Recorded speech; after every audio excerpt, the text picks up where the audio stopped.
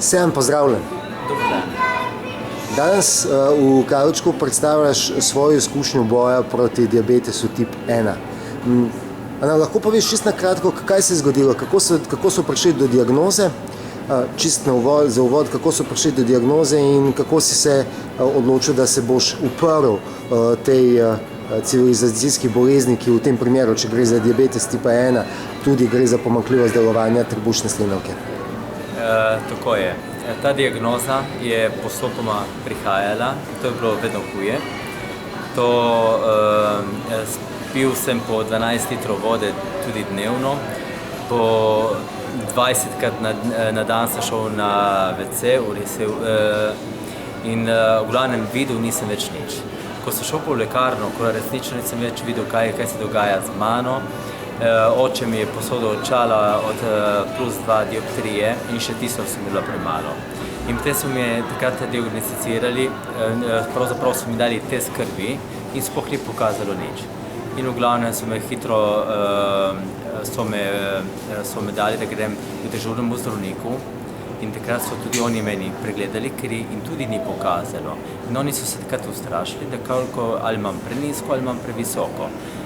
In sem šel v bolnico in sem imel preko 38, ker minimalno, maksimalno, kar pokaže naprava, je 38. Zgleda, da sem imel preko, ker niti tam ni pokazalo. In potem, ko so meni začeli pumpati inzulin s črpalko v telo, in takrat so oni znižali na 38, da so lahko napisali prvo diagnozo. In potem sem bil skoraj 14 dni v bolnici, učili so me pač inzulin, so šel tudi v Ljubljano in so posod potrdili, da imam diabetes tip 1. In 5krat na dan sem si dal ta inzulin, sem si dal 5krat na dan. In seveda, jaz kot človek, ker sem takšen bolj ustrajen, lih ne verjamem na vsako zadevo, moram povedati, zahvaljujem se kompletnemu zdravstvenemu osebju, da so me lepo sprejeli v bolnico, lepo so me pokazali, kako grejo te stvari. Samo za naprej sem pa se povezal z vsemi možnimi ljudmi, od Kitajske, Japonske, Amerike, Indije, da sem lahko prebral sem tudi preko 200 knjig sem prebral, da sem lahko prišel do pravega rezultata, zakaj je mrtva slinavka mrtva, kako se lahko prepreči tega in kako se lahko pozdravi. In dosegel sem tole, da sem lahko jo popolnoma pozdravil, zdaj sem popolnoma normalen, kot vsi vi, ki me poslušate, in živim normalno, jem normalno, hvala Bogu, jem več ali manj tudi presno hrano, samo jem pa tudi druge stvari, ki ne bi smel jesti, pa kljub temu se sladkor mi ne dvigne, imam zelo nizek cuker, tako kot vsi vi, ki ste zdravi, ki niste nikoli imeli sladkorne bolezni. Moje vprašanje bi bilo na tem mestu, kateri so osnovni principi pristopa k bojevanju proti diabetesu, ki ste jih uporabili?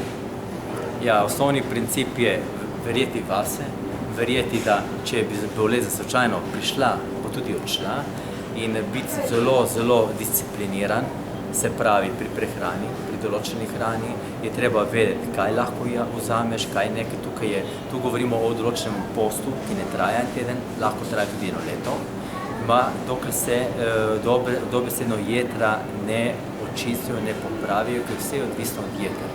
In takrat bo tudi trebušna slinavka dobila dovolj beta-celic, da bo lahko začela sama normalno delati naprej.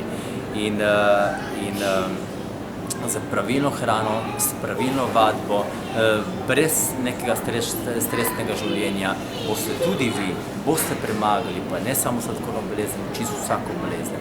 Ker prišel sem do znanja, da ena najhujših kroničnih bolezni je sladkorna bolezen tip 1. In če ne boste odnehali takoj z inzulinom, se bo vaše stanje samo še poslabšalo. Katera so živila, ki bi jih lahko čisto na kratko izpostavil kot še posebej blagodejna pri zdravljenju, uravnavanju sladkorja in kot pač pravite pri premagovanju?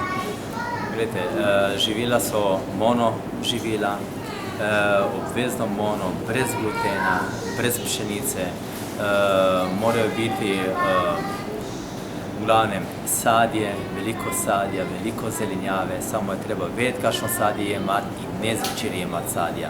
Sadje je prepovedano, še posebno za sladkorne bolnike zvečer, ampak čez dan, ker se ljudje tudi migajo. To je zelo pomembno in kakšno sadje jemati. V glavnem, živilo mora biti presno in mora biti mono. Vsaj na začetku, dokler se inzulin postopoma ne prekine. Potem pa se gre drugačno zdravljenje, samo to sami raje vam odsvetujem, edino če se znate nekako dobro kontrolirati, da ne bi propadli v hipoglikemijo, ker vam potem lahko nekdo težko potem pomaga. Tudi če padete v hipoglikemijo, kaj naj delajo? Sladkorni bolniki delajo največje škodo, ki tako vzamejo glukozo, ali v tekočini, ali kakšen bonbon. To so največje napake. Tukaj sladkorije, kot je rafinirana sladkor in vse takšne podobne stvari, je treba izključiti. Ampak je treba jemati suho sadje ali pa sveže sadje, ki imajo veliko cukra v sebi, s tem, da dvignemo lahko cuker in z nobeno drugo stvarjo. Ker če bomo mi jemali neke dodatke, potem trebušna slinavka se bo še bolj pokvarila, ne bo delala in ne bomo poživeli, da bi začela sama delati. Hvala lepa, Sam. Prosim.